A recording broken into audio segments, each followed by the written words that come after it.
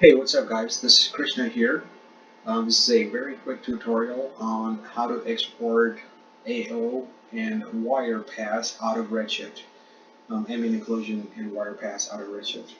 So the scene here is you've got a sphere, grid, and a box object, and all of them are structure is exactly the same for all three. Sphere got a transform, I've got a UV map, a rest, normal, and material. All three objects are assigned to some materials, which is brick and concrete. Brick has a concrete, and sphere and box object have brick assigned to them. We've got a camera, RS light, and a shop net, which has got a bunch of materials inside of it. We're going to use brick and concrete only. Brick AO and concrete AO are the ones which contain information on how to export AO pass and wire pass. Currently, all of the objects are assigned to brick and concrete without the AO and wire settings. I've also got a Redshift ROP, which currently has 3 AOVs: ambient occlusion, beauty, and custom, which is a wire. I'll explain that shortly. So if I now render this as it is, you will see that you got a beauty pass here. You got your grid and the sphere and the box. Now if I click on AO, I've got nothing. And if I click on alpha, you've got nothing. And you've got wire, which is also nothing, and alpha is nothing also.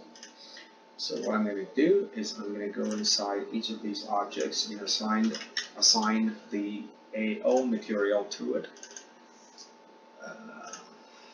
In fact, I'm going to leave grid with the original concrete AO, okay, concrete material, and then I'm going to just assign the sphere and the box to the new AO material. And I'm going to go ahead and do the render again. So here's the beauty pass, which looks exactly the same as before. And then this time we've got an AO, which is great. Obviously the grid hasn't been assigned yet. And then we've got a wire pass also, which is cool for, I guess, before and after VFX shots, showreels, etc. Now let me assign the grid to the new material also, and let's do another render. Okay, so this render also looks exactly the same as far as beauty is concerned. If you go to AO, now we've got a beautiful AO pass here, and then a beautiful wire pass along with the grid also. So how did I get this?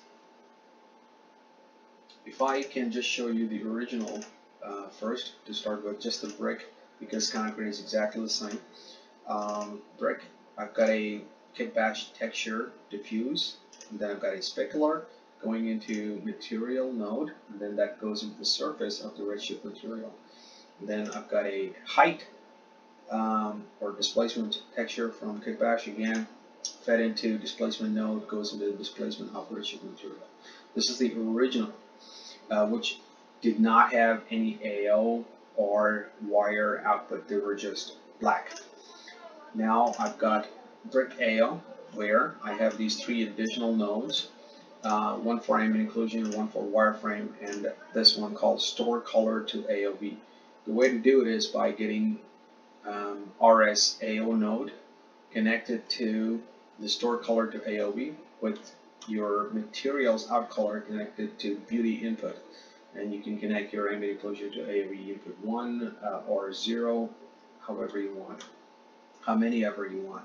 Now, with ambient occlusion, the samples will determine, obviously, the lower the samples, the higher the noise. The spread will define the actual spread. Let's just show this actual spread of the ambient occlusion.